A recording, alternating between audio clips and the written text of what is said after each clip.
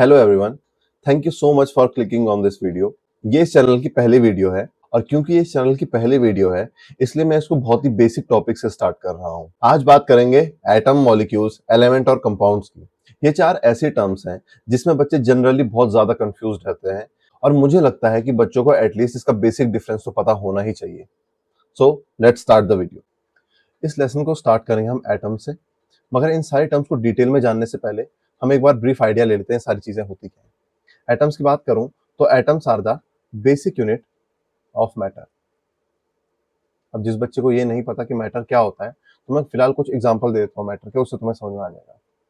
Example होते हैं table, chair, element या फिर कंपाउंड। ये मैंने कुछ एग्जांपल दिए हैं मैटर के, ठीक है। तो बेसिक यूनिट से यहाँ पे मतलब ये है कि जो भी टेबल हो गया, चेयर, एलिमेंट या कंपाउंड है, जब ढेर सारे एटम्स आपस में कनेक्ट हुए तब जाके उन्होंने टेबल, चेयर, एलिमेंट या फिर कंपाउंड का फॉर्मेशन किया है।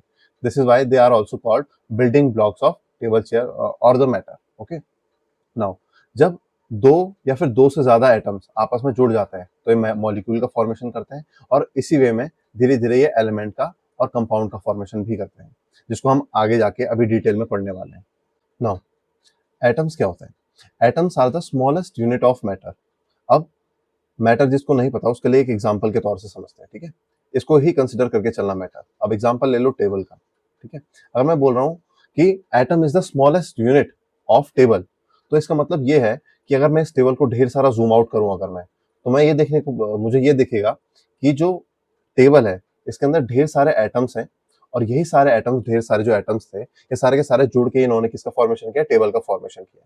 इसीलिए हम क्या कहते हैं? It is the smallest unit of matter, जिन्होंने क्या किया? एक साथ कंबाइन होकर किसी भी मैटर को फॉर्म किया है, इस केस में टेबल को फॉर्म किया है, ठीक है।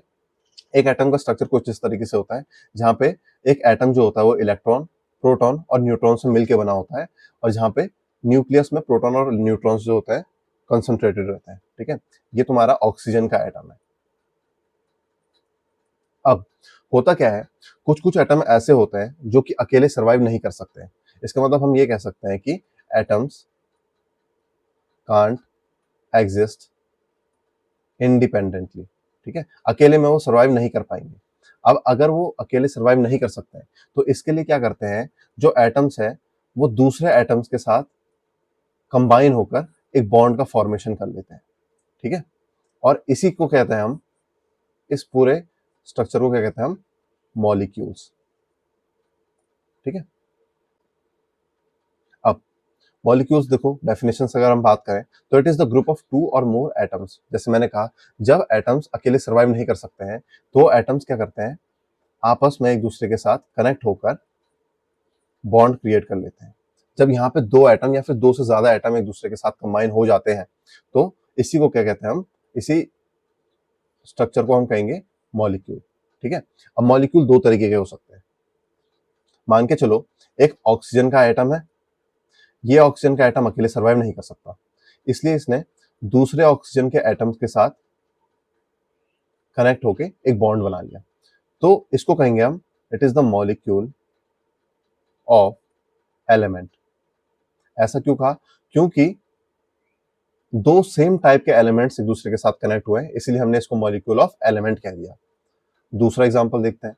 यहाँ पे एक ऑक्सीजन का एटम एक मैग्नीशियम के एटम के साथ सर्वाइव करने के लिए एक दूसरे के साथ इन्होंने कंबाइन होकर एक बॉन्ड फॉर्म कर दिया। अब यहाँ पे क्योंकि एटम डिफरेंट टाइप के हैं तो इसको हम कह देंगे मॉलिक्यूल ऑफ कंपाउंड, ठीक है। बस हमें डेफिनेशन से ये याद रखना है कि एटम जो होता है it is the basic unit of matter. जब दो या फिर दो से ज्यादा एटम आपस में मिलते हैं तब जाके फॉर्मेशन करते हैं मॉलिक्यूल्स का, ठीक है। पहली कंडीशन हो गई जब तुम्हारे दो सेम टाइप के एटम आपस में कनेक्ट हो रहे हैं तो उन्होंने बनाया एक मॉलिक्यूल ऑफ एलिमेंट, एलिमेंट का एक मॉलिक्यूल बना दिया उन्होंने। बट अगर दो डिफरेंट टाइप के एटम्स अगर आपस में कनेक्ट होकर एक बॉन्ड बना देते हैं तो उसको कहते हैं हम मॉलिक्यूल ऑफ कंपाउंड। बात करते हैं एलिमेंट की। Element are the pure substances that are made up of only one type of atom. अब मान के चलो, देखो हमारे पास एक ऑक्सीजन एटम था, ये हो गया एटम। ये एटम जब एक और ऑक्सीजन एटम के साथ कनेक्ट हुआ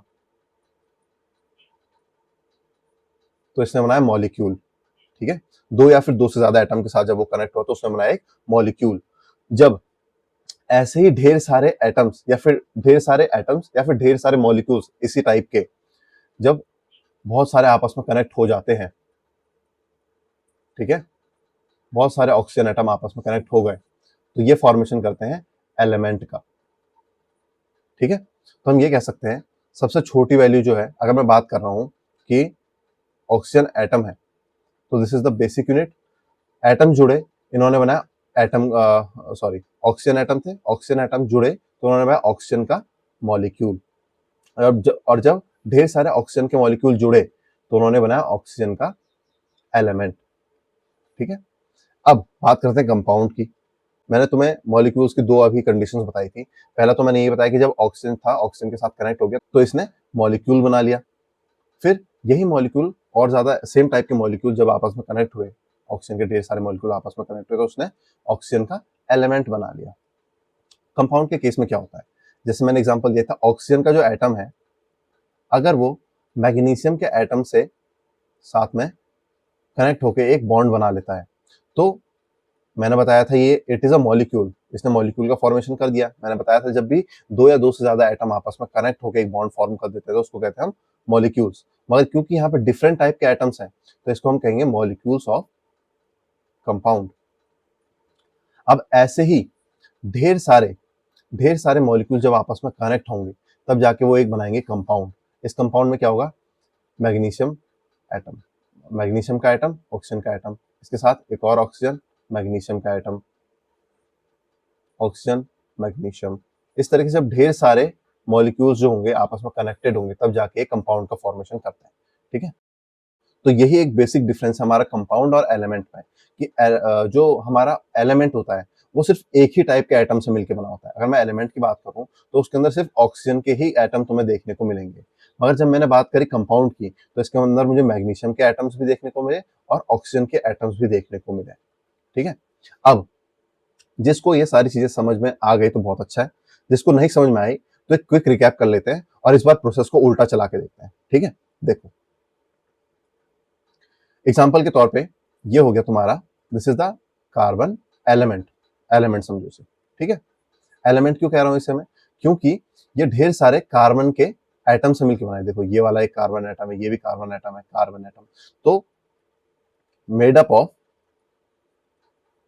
मैनी कार्बन एटम्स। ठीक है, इसको मैंने कार्बन का एलिमेंट कह दिया क्योंकि इसमें ढेर सारे कार्बन के एटम्स हैं। अब इसकी अगर मैं बात करूं तो इसको कहूंगा मैं कंपाउंड।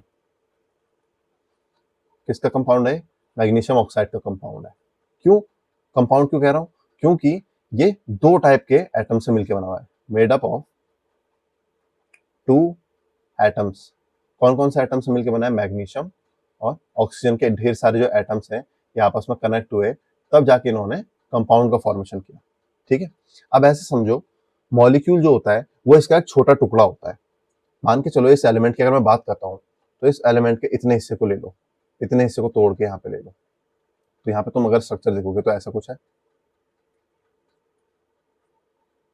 ठीक है, ऐसा कुछ स्ट्रक्चर दिख रहा है। अब अभी हमने पढ़ा था मॉलिक्यूल क्या होता है, एक तरह से समझो एलिमेंट का एक छोटा टुकड़ा जो है उसको मॉलिक्यूल कह रहे हैं, क्योंकि ये क्या है, दो या दो से ज्यादा एटम्स इससे जुड़ के बने हुए हैं, इसको कह रहे हैं हम मॉलिक्यूल्स। इसका और छोटा टुकड़ा हम कर देंगे, सिर्फ इस सी को अगर बाहर निकाले तो ये क्या हो जाएगा तुम्हारा एटम।